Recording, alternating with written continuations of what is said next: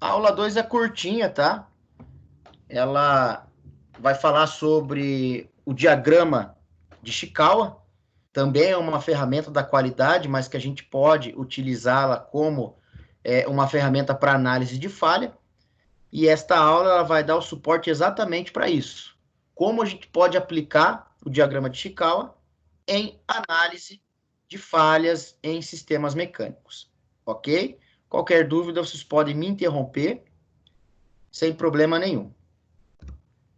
Bom, então falando aí um pouquinho sobre o que é o diagrama de Chikawa.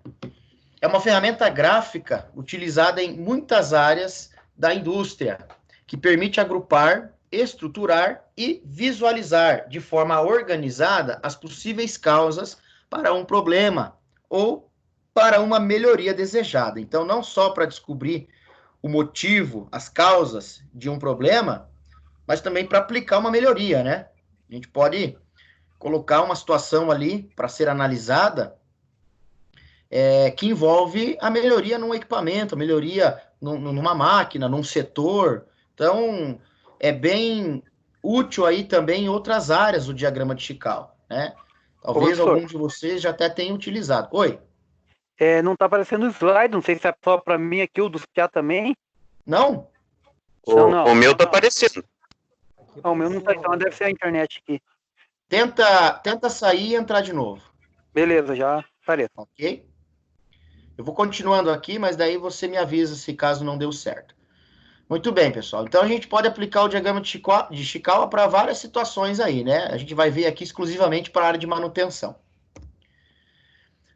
Outros nomes comuns que a gente pode se referir ao diagrama de Chikawa, né? Tem aí o diagrama de causa e efeito, diagrama espinha de peixe, diagrama 6Ms e diagrama 4Ms. Então, são outras... A ferramenta é a mesma, mas são outros nomes, outras maneiras da gente se referir a tal ferramenta. Ela foi criada em 1943 pelo engenheiro químico japonês Kaoru Ishikawa. Tá aí o motivo do nome, né? Diagrama de Chikawa. É o sobrenome do inventor. E foi aperfeiçoado nas décadas seguintes. Então, a partir daí da década de 40, 1943, para ser mais exato, ele fez, esse engenheiro, né? Ele criou essa ferramenta. Porém, ela sofreu aí alterações, atualizações com o passar do tempo. Né? Hoje ela está estruturada como nós conhecemos, como nós vamos utilizar aí. Esse é o nosso inventor aí, o querido Kaoru Ishikawa. O diagrama de Chikawa apresenta a relação existente entre o resultado indesejado, né, uma não conformidade, que é o efeito, e os diversos fatores, as causas, as possíveis causas para aquele efeito, para aquela não conformidade, que podem contribuir para que esse resultado tenha ocorrido. Sua relação com a imagem de uma espinha de peixe se dá devido ao fato de que podemos considerar suas espinhas as causas dos problemas levantados, que contribuirão para a descoberta de seu efeito, além do formato gráfico que muito se assemelha, né, ao desenho de uma espinha de peixe, de um esqueleto de peixe. É o que a gente vê naquela imagem ali no canto inferior, né? Então, às vezes alguns chamam, né, de espinha de peixe, ferramenta e espinha de peixe, né? É o mesmo diagrama de Chikawa, mas devido a esse aspecto, né, essa estrutura que a gente pode montar, ela lembra aí o esqueleto mesmo de um peixe, tá? Só uma curiosidade. Para que é utilizado? Então, é possível aplicar o diagrama de Chikawa em diversos contextos, né? Nós vamos ver alguns exemplos aqui. Primeiro, visualizar as causas principais e secundárias de um problema. Isso que é interessante, né? O diagrama de Chikawa ele possibilita que você coloque diversas causas, né, para serem analisadas, mas depois, claro, que tem que ser causas lógicas, assim como a gente trabalhou nos 5 porquês, né? Você tem que ter uma relação entre cada porquê, entre cada pergunta e resposta.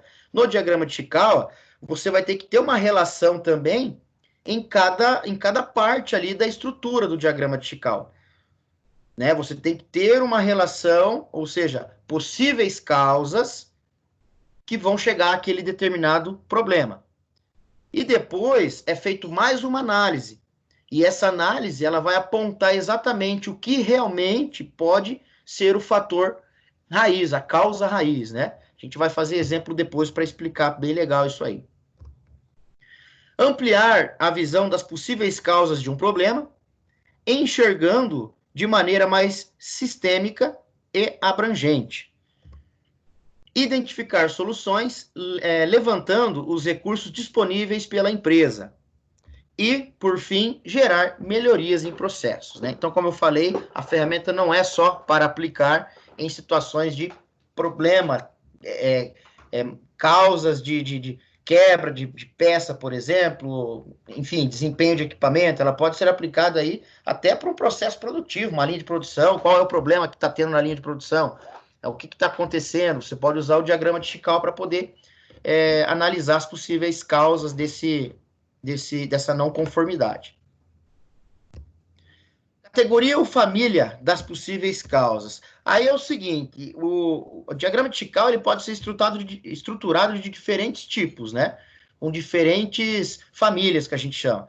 A gente pode estruturá-lo com 7 M's, né? Então, o diagrama de Chicago, a base dos 7 M's, onde vai ter método, ou seja, causas relacionadas a método, causas relacionadas à máquina, mão de obra, meio ambiente, medida, matéria-prima e management, que seria o gerenciamento, a parte de gestão da coisa, né? Então, aí envolve a família dos 7 M's. Os 6 M's também, que inclusive é o mais tradicional, é o que nós vamos aplicar, o que nós vamos utilizar, tá? Nas nossas atividades. Então, neste caso, eu tenho método, máquina, mão de obra, causas relacionadas a meio ambiente, medida e também matéria-prima, tá? Além dos 6 M's, que é o mais tradicional, nós também temos aí o 4 M's, que seria aí método, máquina, mão de obra e matéria-prima. Repare, talvez esse seja um pouquinho mais objetivo, um pouquinho mais prático ali e dinâmico, dependendo do que eu vou analisar, né? Dependendo do que eu quero analisar. Então, ele pode ser usado e acabar sendo um pouquinho mais dinâmico, tá? Mas aí, a maioria dos casos, a gente aplica aí os 6 M's.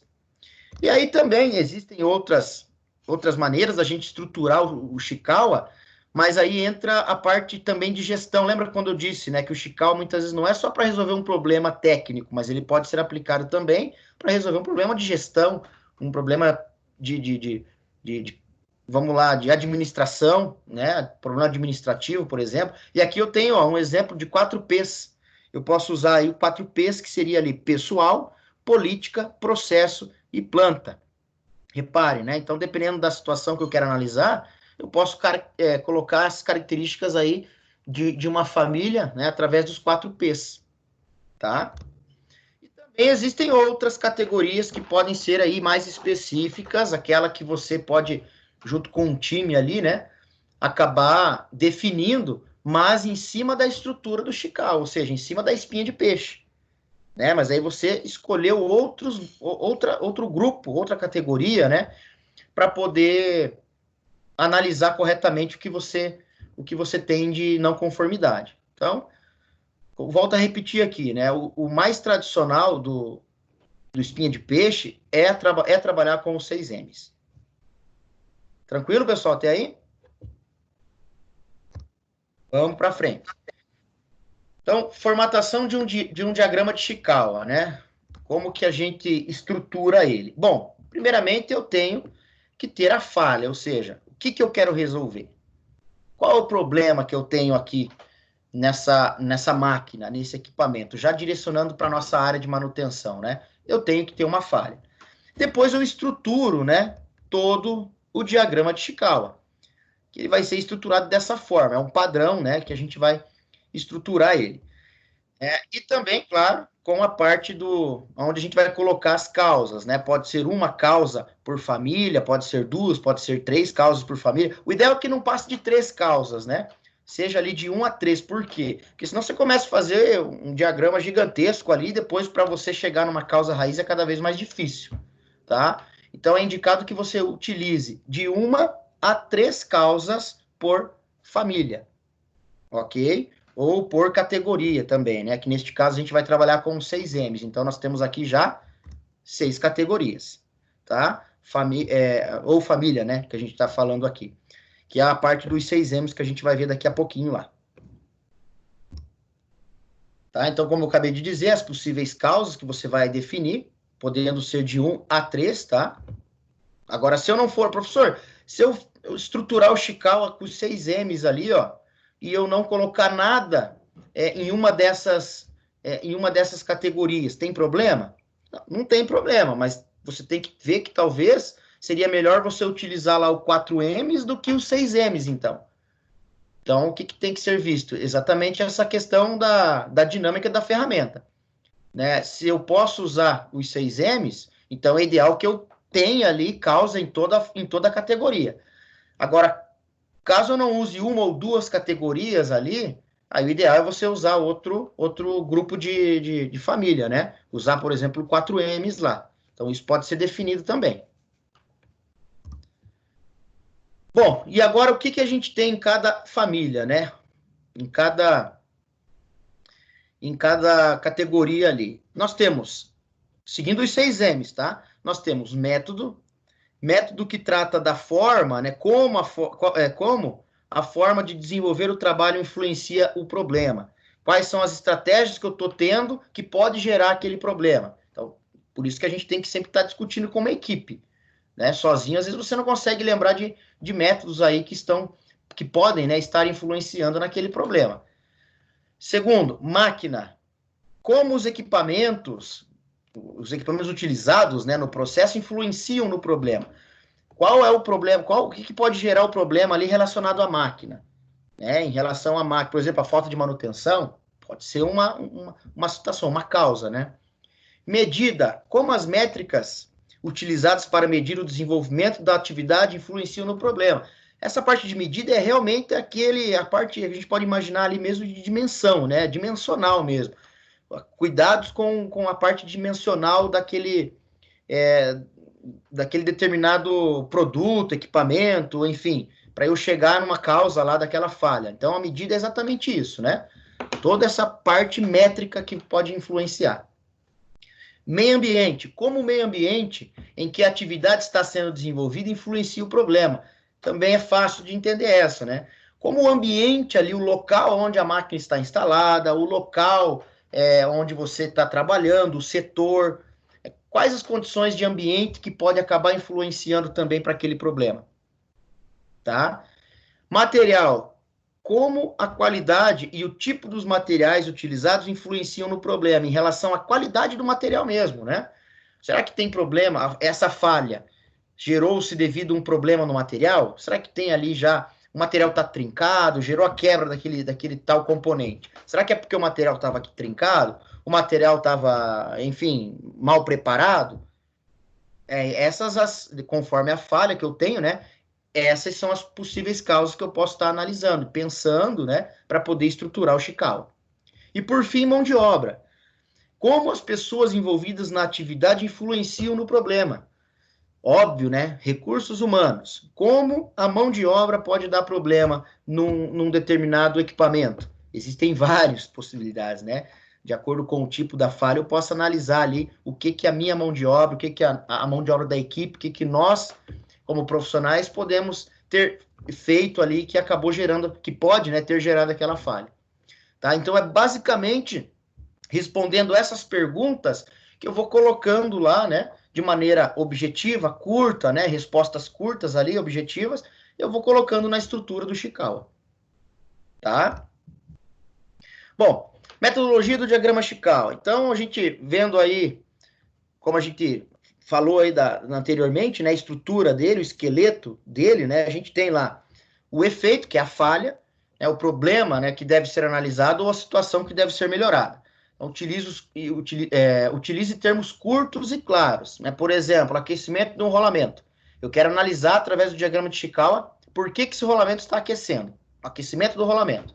Então, através do Chikawa, através desse efeito, eu vou fazer a análise e colocar as possíveis causas. Estabeleça a equipe, óbvio, né? Como a gente já vem falando aí, é necessário nós analisarmos uma falha através dessas ferramentas com uma equipe, um time, né? 1, 2, 3, 4 ali, quanto mais equipe, mais time, mais pessoas, né? Mais profissionais, melhor. Se eu for fazer uma análise sozinho, eu acabo esquecendo de muitos detalhes técnicos que poderiam influenciar, muitas causas, né? Que poderiam influenciar em cada categoria, e aí eu não chego numa causa raiz provável, né? Não consigo resolver exatamente, não estou aproveitando a ferramenta. Juntar informações, aí entra a troca de ideia, né? Ou seja, a gente conversar, a gente trazer informações do que pode ter ocorrido, o que pode ter ocasionado, como que a máquina veio trabalhando, como que o produto está sendo fabricado, aí começa a coletar dados. Fazer o brainstorming, né? O brainstorming, ou seja, a partir dessas coletas de dados, coletas de informações, a gente começa a separar qual que é provável, qual que não é provável, qual que é possível realmente acontecer, qual que não é possível. Então, brainstorming, né, o que significa? Tempestade de ideias. É quando você pega toda aquela informação técnica que foi levantada, né, e vai separando, deixando ali somente aquelas realmente que pode ser efetiva. Ok?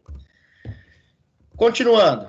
Organize e classifique as possíveis causas. Daí, como eu falei, depois do brainstorming feito, né, depois de vocês terem separado, selecionado o que realmente é provável, você já vai começar a organizar nas famílias, naquelas categorias.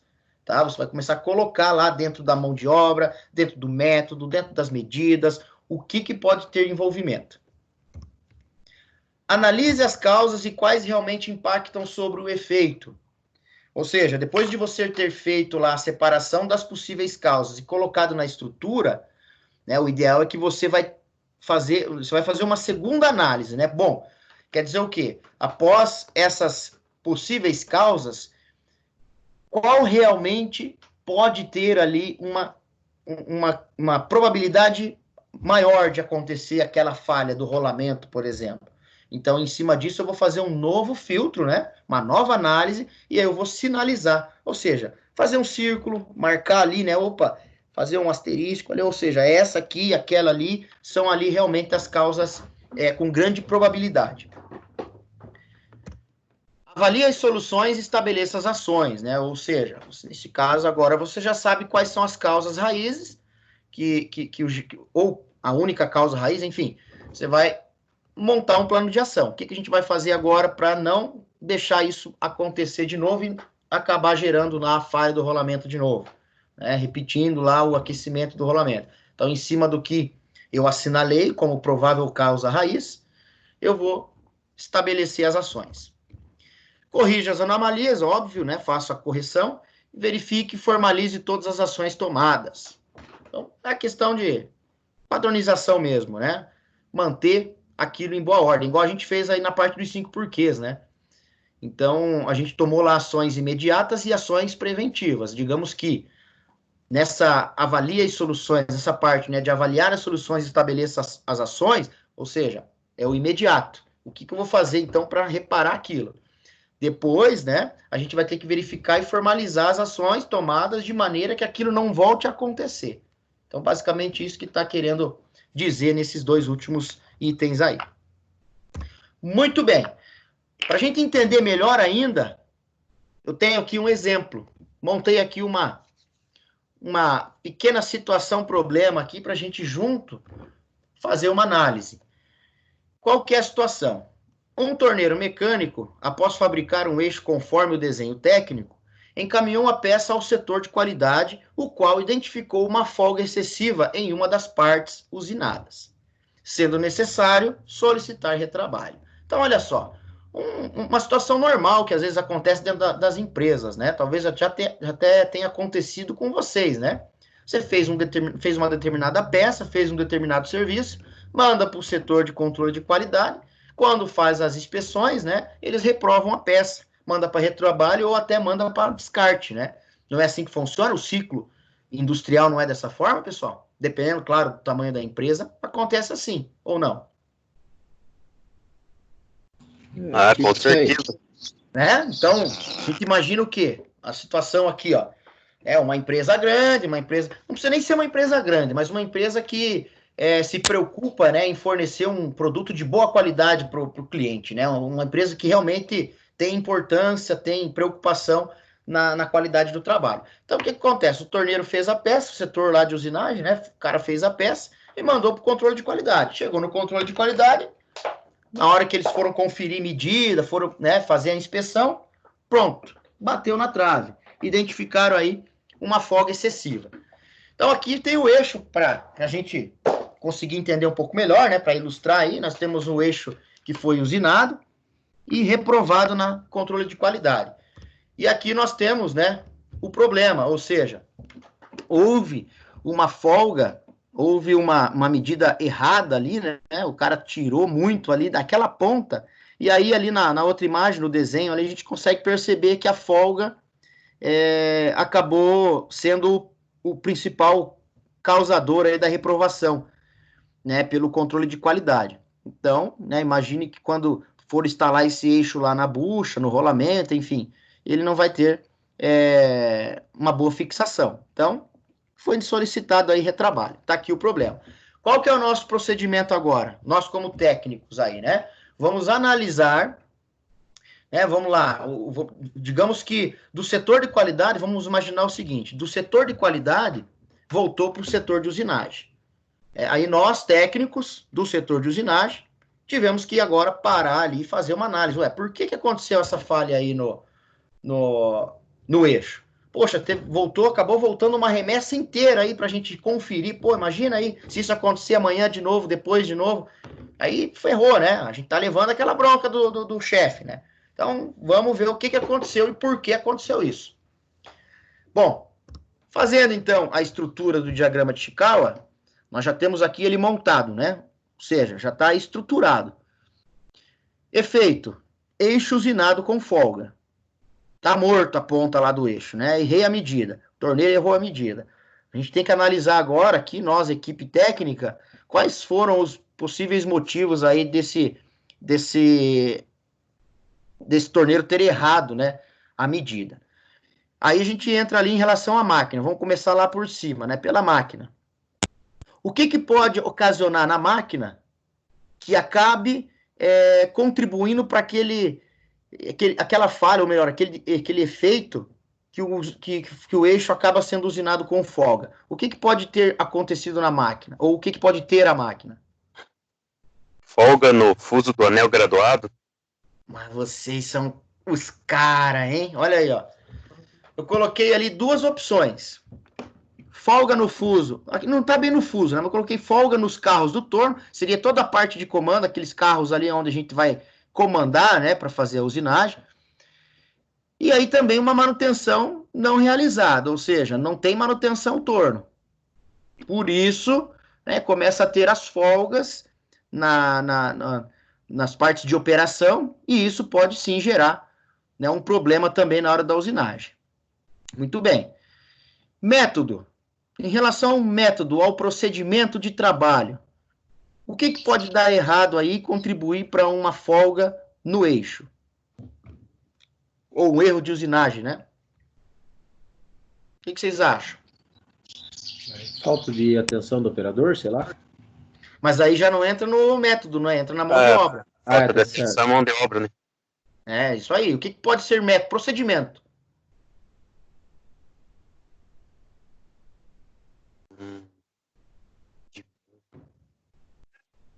Vamos colocar aqui, ó. Vamos mostrar ali o que eu pensei. IT, que é uma instrução de trabalho, né? O passo a passo ali de usinagem, não está clara. Ele pode ter, né, pego uma IT de trabalho, uma instrução de trabalho ali que não esteja de acordo. Concordam ou não? Pode ser realmente uma falha no procedimento? Sim. Né? Um planejamento ali de usinagem que não ficou claro ali, o cara não conseguiu entender. Às vezes ele pegou essa IT já pronta e não conseguiu entender as medidas ali, o desenho técnico. Pode entrar aí a parte de instrução de trabalho, a gente pode considerar também o desenho técnico. Pode ser que o desenho técnico não estava claro. Sequência operatória inadequada, né? Então, também pensei aqui na possível situação. Esse cara, ele acabou pulando alguma etapa na hora de usinar, devido também à falta de um planejamento de usinagem, né? Ele pulou etapas e daí, devido a essa falta, né, de correta de operação, essa sequência correta, ele acabou, no final, errando uma medida. Pode ser, a gente está colocando possibilidades aqui. Matéria-prima. O que pode ter de problema na matéria-prima que gere o efeito ali de eixo usinado com folga? Uso do material inadequado na hora da usinagem, tipo um aço mais mole. Cara, vocês são demais, vocês estão dando aula já, hein, meu? Vocês Muito não, bem. cara. Tem Um aço Você tá inadequado. falando com um cara que trabalha na manutenção, né, professor? Aí, ó. É? Show de Você bola. não tá, Essa falando, bagunça você só não tá buga aí, perguntando pro cara que essa aperta o parafuso. Ah. Muito bom. Então, vamos lá. Aço inadequado. Perfeito. Tem mais alguma coisa que pode envolver matéria-prima? É lá a ferramenta? Ah, não, a ferramenta voltaria pra máquina, esquece. Acho que daí seria máquina ali, né? Eu coloquei aqui, ó, vamos lá. Coloquei aqui alta dureza do material. Vamos lá. Às vezes o cara pega um material que está temperado, né? Passou por um tratamento térmico, daí tá com uma alta dureza, aquilo atrapalha a usinagem, né? E ele acaba se perdendo ali nos ajustes, na tolerância, por exemplo. É possível, não é? Relacionado à matéria-prima, é uma possível causa. E como eu falei no início, aqui a gente está colocando possíveis causas que têm uma relação. Não estou dizendo que essa aqui é uma causa raiz, que tem alta probabilidade de acontecer. Não, mas ela pode sim vir a acontecer. Depois a gente vai analisar tudo que a gente colocou aqui e tentar chegar realmente numa causa raiz. Vamos lá, para a mão de obra agora. O que pode ter acontecido com o torneiro? Falta de atenção. Falta de atenção ou não planejou a usinagem. Então, aí, a falta de atenção realmente é uma possibilidade. O cara errar a medida, né? Putz, o cara bobeou, não prestou atenção ali na unidade de medida, sei lá, não verificou direito, né? E aí, errou a medida. Outra maneira é não planejou a usinagem. Ele não planejou, né, como que ele poderia começar a fazer, né, o eixo, por onde ele iria iniciar, enfim. E acabou, devido a não ter planejado, se perdeu ali na operação e acabou errando medida. Pode ser. Não vamos dizer que é a causa provável, a causa raiz, mas pode ser. Próxima categoria, meio ambiente. Em relação ao meio ambiente ali, o que pode acontecer ao local de trabalho? Imagine aí uma região onde o torneiro está ali trabalhando. O que pode ter colaborado para essa falha aí no eixo? Iluminação, temperatura. Boa! Olha, eu acabei não colocando isso, mas tá corretíssimo. Iluminação, falta de iluminação, né? A temperatura pode ser também ali, a temperatura de usinagem às vezes aqueceu demais, o eixo dilatou, na hora que ele mediu estava uma medida correta, depois que esse eixo esfriou um pouquinho ele acabou perdendo medida, não é isso? É a lei da dilatação térmica, né? Sim. O que eu coloquei? Oi? Não, é isso aí. Perfeito. Certinho teus exemplos aí. O que eu coloquei, ó? Excesso de cavaco no local. Sei lá, sujeira no torno, né? O local muito sujo ali, ele acabou se atrapalhando ali, errou medida. Pode ser. Não sei se é a causa raiz realmente, mas pode ser uma possível causa. Também coloquei aqui, ó, sem refrigeração na usinagem. E aí entra essa questão do aquecimento que você comentou aí. Né? Ele não refrigerou, né? Não utilizou lá um líquido refrigerante e acabou dilatando o eixo. Com essa dilatação, ele acabou errando a medida ali, né? Após o resfriamento do eixo, ele encolheu um pouquinho e aí gerou-se uma falha, ou melhor, um erro na medida. Então, também é uma possível causa. E, por fim, vamos na medida.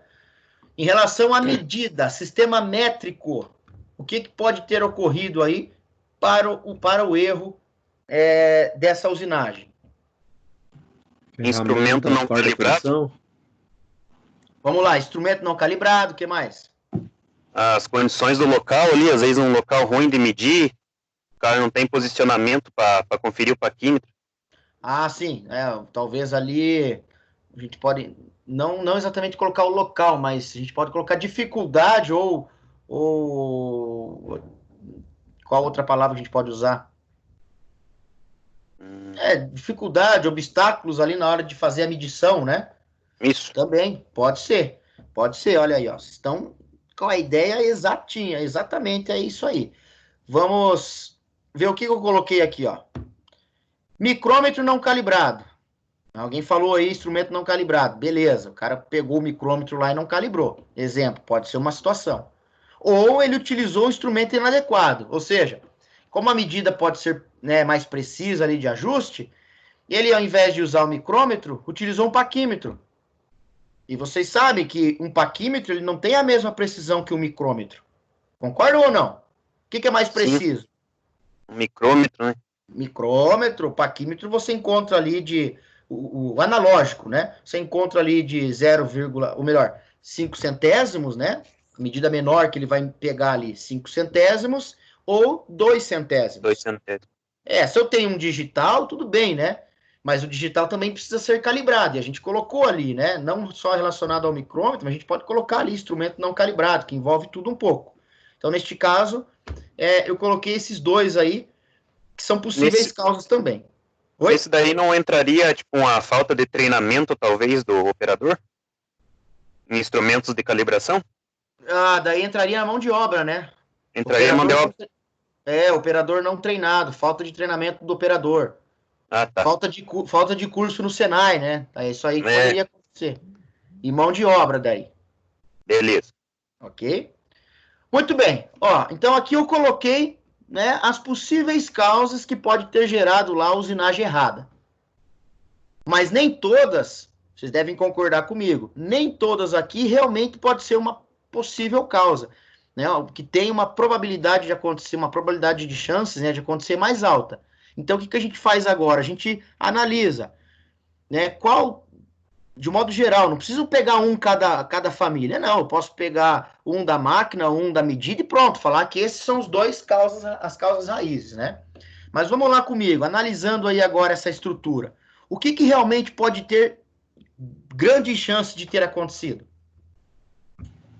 Ferramenta fora da aferição e não planejamento da usinagem. Ou seja, medida e mão de obra, falta de planejamento. Ou falta de atenção também, né? Qual que vocês acham aqui dentro vamos lá, dentro da medida, qual que vocês acham aí que seria mais provável? Equipamento não calibrado, né? É o instrumento não calibrado, beleza. Mas também pode ser o uso errado, né? Então, as duas aqui são bem fáceis de acontecer. Na mão de obra, qual dessas duas aí pode ser mais provável? Falta de planejamento na hora da usinagem. A falta de planejamento pode ser o principal problema mais do que a falta de atenção. Eu acho que é mais falta de atenção. Ainda mais se ele não souber como que é a sequência de usinagem, né? Certo. Beleza. Concordo. E lá nas outras famílias ali, tem alguma coisa mais que pode ser mais provável ou não? Pode realmente... Máquina. Em relação à máquina? Folga nos carros do turno, né? Boa, folga, né? Acho que isso aí, o que vocês acham? Eu concordo. Isso aí, eu acho que está em primeiro lugar. Eu acho que as causas raízes estão aí, né? Máquina, mão de obra e medida. Método, IT não está clara. O desenho técnico pode não estar claro também, né? Pode ser. Mas ainda voltamos, né? A gente pode analisar melhor aí e ver que as possíveis causas com mais chance de acontecer realmente estão aí em máquina, mão de obra e medida. Então vamos ver se foi a mesma que eu escolhi. Muito bem, olha, vocês estão aí de parabéns. A análise de vocês foi bem próxima da minha análise. Né? Então, e olha que, como eu falei, né? Eu fiz sozinho. Eu precisava de um time igual a vocês aí para a gente conseguir fechar ali naquele que seria mais possível. Então, olha só, o que eu pensei, né, nessa situação? Máquina, mas eu peguei as duas causas ali. Eu já falei que a manutenção não realizada vai gerar, eu pensei, né, no meu caso, no meu ponto de vista, a manutenção não realizada gerou a folga nos carrinhos. Então, já tem aqui uma causa raiz. Falta de manutenção, né, e a folga ali que aconteceu, que pode ter acontecido no carrinho lá, nas partes de operação do torno.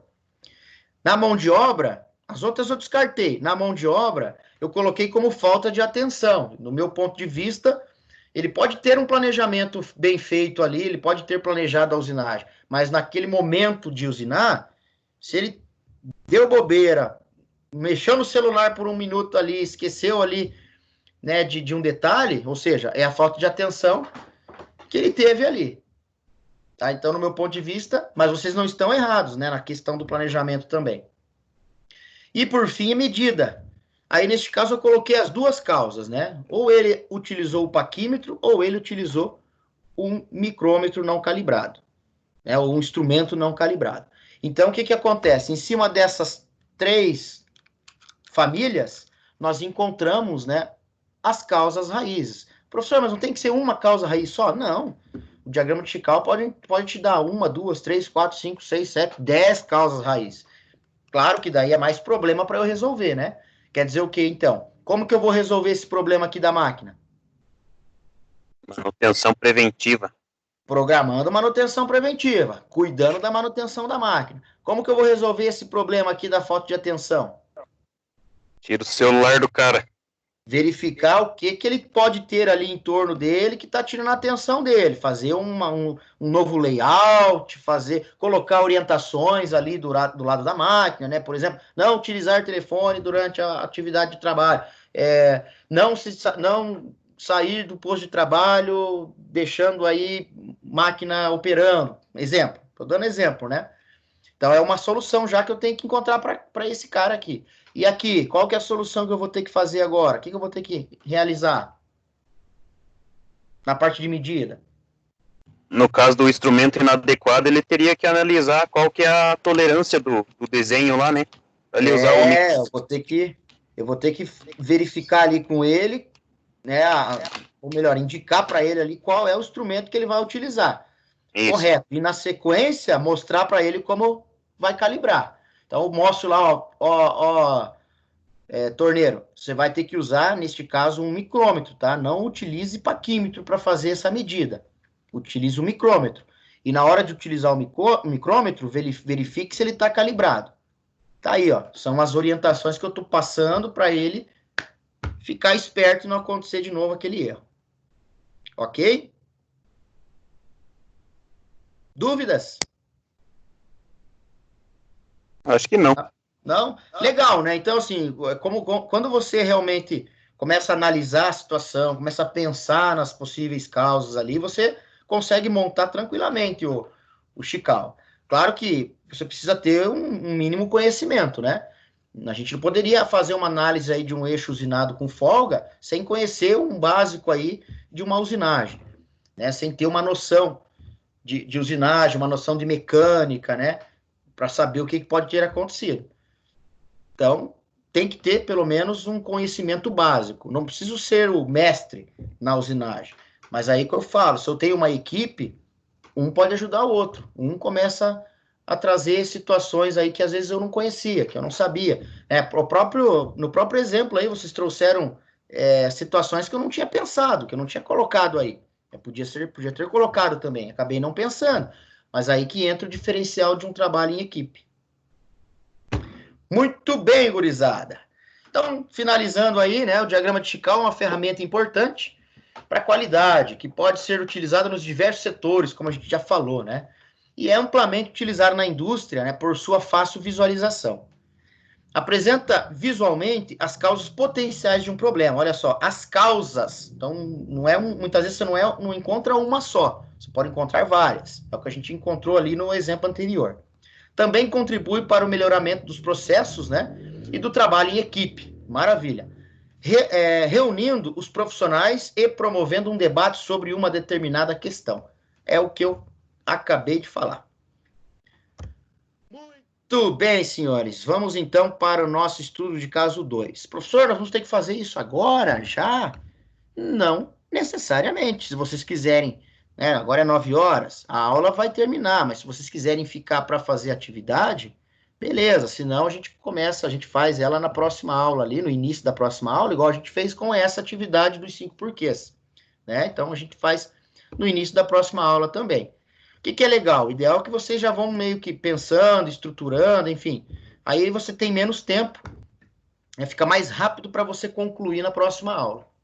tá? Mas isso vai ficar a critério de vocês. Muito bem, então, vocês vão desenvolver aí um trabalho em equipe, né? A equipe que vocês... A turma, né? A equipe de vocês é a turma inteira, né? Desenvolvendo uma atividade em cima do diagrama Chikawa, né? Utilizando o método dos 6Ms. Então, tem que ser os 6Ms, tá? E aí eu vou apresentar para vocês agora o estudo de caso. Tranquilo, gurizada? Vamos lá? Bora. Bora. Só um minutinho. Então, nós vamos para o estudo de caso 2. Um redutor de velocidade. Oh, que beleza. Falou mais a língua de vocês aí, dos mecânicos? Bom, vamos lá. Tem o mesmo, é o mesmo modelinho, né, do que a gente já trabalhou, estudo de caso 1, né, vocês viram aí, o estudo de caso 1 foi da bomba centrífuga. Então, é o mesmo procedimento, tá? Nesse estudo de caso, a gente vai falar de um redutor de velocidade. Aqui é um breve conceito do que é um redutor de velocidade, tá? Então, depois vocês vão ali, daí caso vocês tenham alguma dúvida, o que é um redutor de velocidade? Aqui faz uma explicação breve aí do conceito de redutor de velocidade. Aqui eu tenho a imagem do redutor da situação problema, então considerem, né, esse redutor o da situação problema, tá? Então eu indiquei aqui alguns componentes principais aqui que pode ter relação com a situação problema, tá? Retentor, parafusos e junta, ok? E aqui nós temos a situação problema. Uma equipe de técnicos, vocês, realizou a manutenção preventiva num redutor de velocidade que faz parte da transmissão de uma máquina. É um equipamento, uma máquina, pode ser uma esteira, pode ser vários tipos de máquina que vocês imaginarem, né? O negócio é focar aqui no redutor. Após alguns dias, foi detectada uma poça com grande quantidade de óleo formada em torno do conjunto instalado, ou seja, em torno do redutor, né? Além deste vazamento, também ocorreu o desgaste de alguns dentes das engrenagens, o que, consequentemente, gerou ruídos elevados. Muito bem. Então, olha só. Você tem aqui uma falha principal. Essa falha principal gerou outras falhas. Mas é aí que entra agora, né? O que eu quero analisar? Qual foi o principal causador das demais falhas? Então, nós temos aí o quê? Que tipo de falha que é mais grave aí? Vazamento de óleo.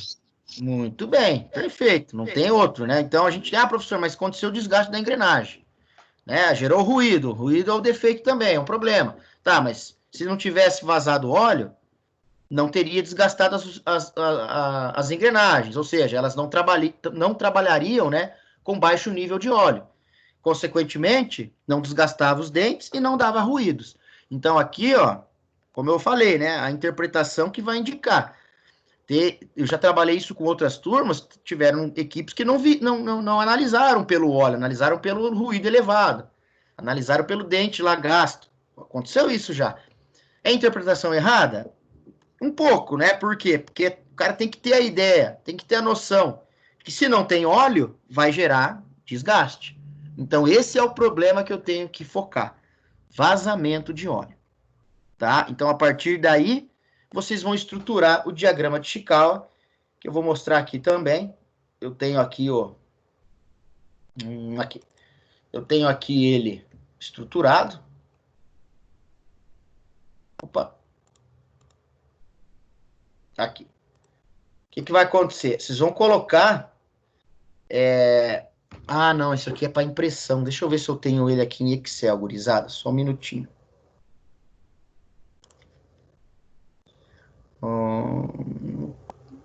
Bom, eu devo ter, mas agora eu não vou achar aqui. Mas vamos só para poder explicar. Eu vou fornecer para vocês, tá?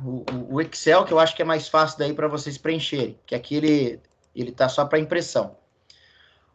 Então, vocês vão fazer a mesma coisa como a gente já veio explicando aí no exemplo. A estrutura já está montada. Vocês vão colocar aqui qual é o efeito, né?